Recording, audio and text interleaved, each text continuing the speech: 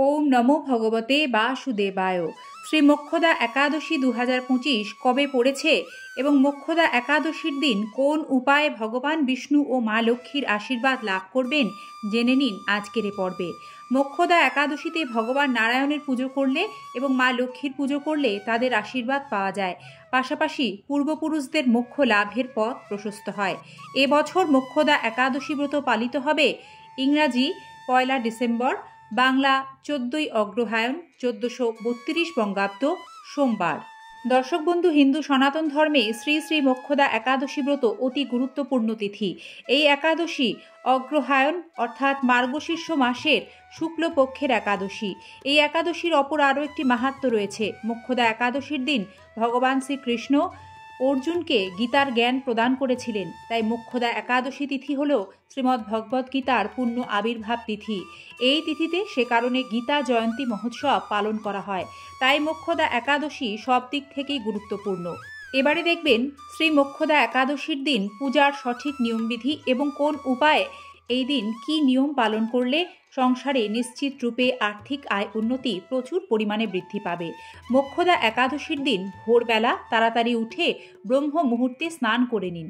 তারপর স্বচ্ছ পোশাক পরে ঠাকুর ঘর শুদ্ধ করে নিন। একটি কাঠের চৌকিতে হলুদ কাপড় বিছিয়ে শ্রী বিষ্ণুর প্রতিমা স্থাপন করুন। তারপর একে একে পূজার উপাচার শুরু করুন। পঞ্চামৃত দিয়ে এই একাদশী তিথিতে ভগবান বিষ্ণুর অভিষেক করুন। তারপর নারায়ণকে চন্দন, অক্ষত অর্থাৎ অখণ্ড আতপ চাল, হলুদ ফুল, শ্বেত চন্দন সহযোগে তুলসী পত্র নিবেদন করুন। পুজোর পর মোক্ষদা একাদশী ব্রত কথা পাঠ করুন। এরই পাশাপাশি বিষ্ণু চালিসা পাঠ করবেন। সবশেষে শ্রী নারায়ণের আরতি করে ভোগ নিবেদন করুন।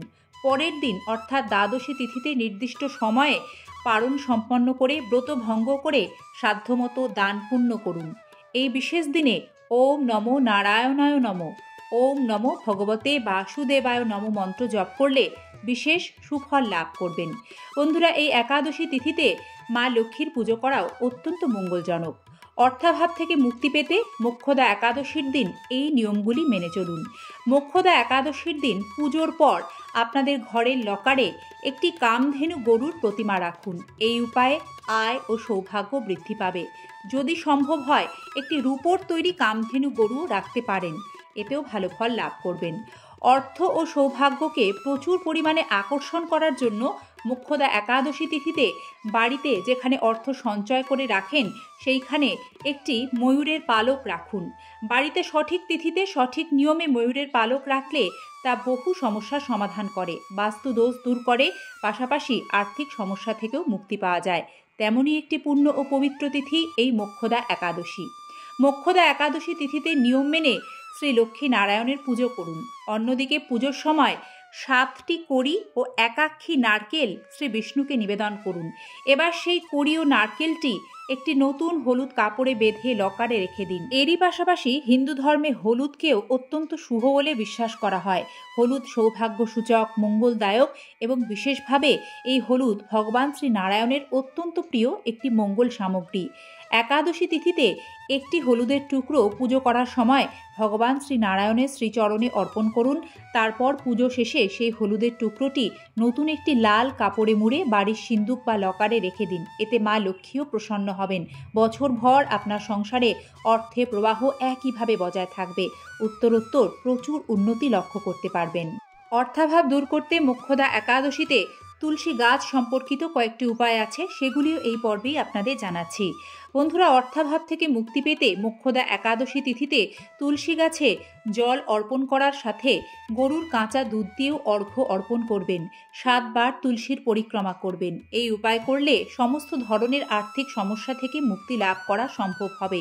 এই তিথিতে তুলসীর আরও একটি চমৎকার টোটকা হলো অর্থাভাব দূর করার জন্য মোক্ষদা একাদশীতে সামান্য আখের রসে তুলসী পাতা মিশিয়ে তা দিয়ে শ্রী নারায়ণের অভিষেক করুন। এই উপায় করলে আর্থিক অনটন দ্রুত দূর হবে, পাশাপাশি সুখ সৌভাগ্যে পরিপূর্ণ থাকবেন। দর্শক বন্ধু, মোক্ষদা একাদশীর অন্যতম আরও একটি প্রধান কাজ গীতা পাঠ, শ্রবণ এবং ধর্মগ্রন্থে আগ্রহী ব্যক্তিকে গীতা দান করা। কারণ এই দিন পবিত্র গীতা জয়ন্তী মহোৎসব, তাই অবশ্যই মোক্ষদা একাদশীর দিন বাড়িতে ভাগবত গীতা পাঠ ও শ্রবণের ব্যবস্থা করুন। ধর্মগ্রন্থ পাঠে যারা আগ্রহ প্রকাশ করছেন তাদের গীতা দান করুন, এটি মহাপুণ্যফল প্রদান করবে। আজকের পর্বটি আমরা এখানেই শেষ করছি। আশা রাখি গৃহস্থের কল্যাণে এই নিয়মগুলি আপনারা পালন করবেন এবং নিশ্চিতরূপে উপকৃত হবেন। ভালো থাকবেন। কৃষ্ণকৃপায় সকলের মঙ্গল হোক। হরে কৃষ্ণ। রাধে রাধে।